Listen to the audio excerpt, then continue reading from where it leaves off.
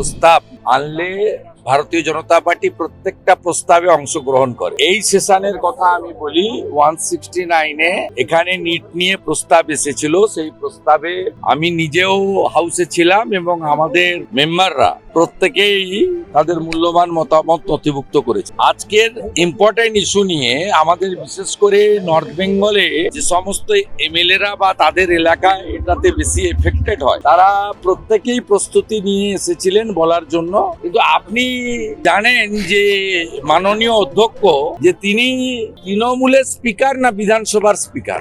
তো আমরা জানতে চাই যে সুমন কাঞ্জিলালকে নিয়ে মমতা ব্যানার্জি লোকসভায় নির্বাচনে একাধিক মিটিং করেছেন, তার ভাইপো মিটিং করেছেন, গলায় জোড়া ফুলের প্রতীক চিহ্ন লাগানো উত্তরীয় বা অঙ্গবস্ত্র পরিয়েছেন, তাকে আজকে বিধানসভায় বিজেপির সদস্য হিসেবে বলছেন। মমতা ব্যানার্জি একবারে রেজিস্টার লায়ার।